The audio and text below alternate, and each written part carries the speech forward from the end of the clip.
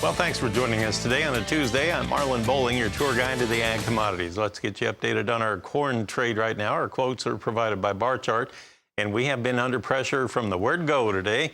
It all started overnight, and then it accelerated to the downside here once we got into the daytime session. My goodness, we have September corn dropping 22 1/4 now at $5.90 per bushel. Overnight, we were as high as $6.11, and now you have December corn down 24.5 cents at $5.86 1/4. And moving on to soybeans, here we have August. Wow, down 36 at $14.61 1/4. You know, we got as high as $14.99 1/2. It was just a stone's throw away from $15 overnight before falling away. November is now down 37, and we're at $13.43 1/4 here this morning.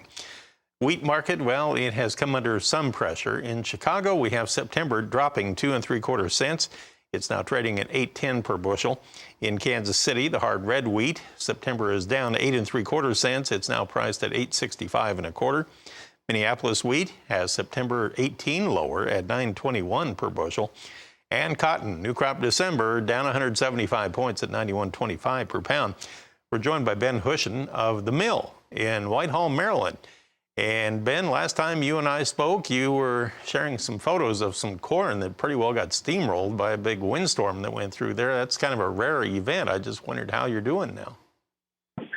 Good morning, Marlin. That is very true. Last Tuesday morning at this time, we were talking about, wrapping up the great wheat harvest and how great the corn crop looked. And just 6 to 8 hours later, around 4 o'clock, the heavy wind, rain. It was only probably a 15, 20-minute rain and wind event that came through. But, boy, from Westminster, Hampstead, Bel Air down to Churchville, a diagonal line of heavy rain and wind, just as you said, flattened that corn, snapped off a whole pile of trees, and literally, as of this morning, one of the large grain elevators over in the Hampstead area, Trenton Mill Farm, still does not have electricity right along with a whole bunch of farms and homes in that community.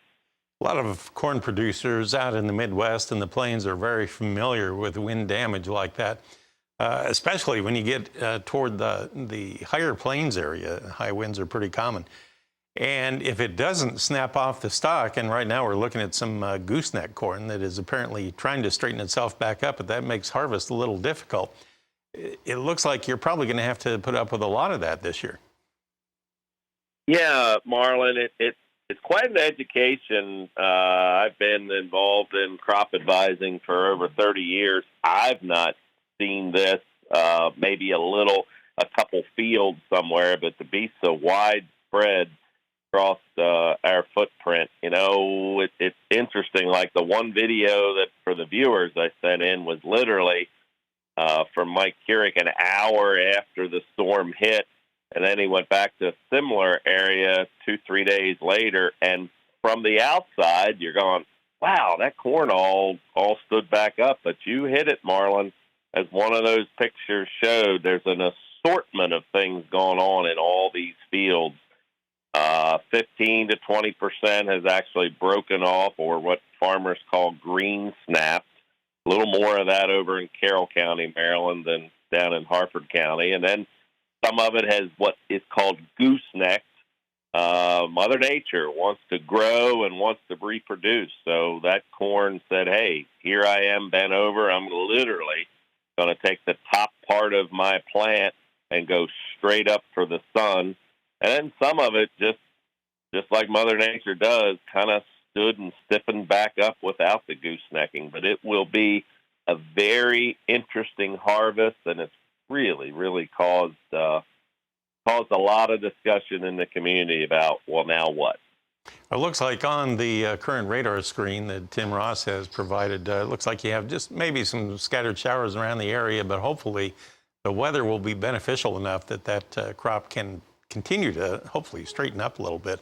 But thank you for the update. Our best to everybody there as they try and recover from that windstorm. And we'll talk with you again next week, Ben.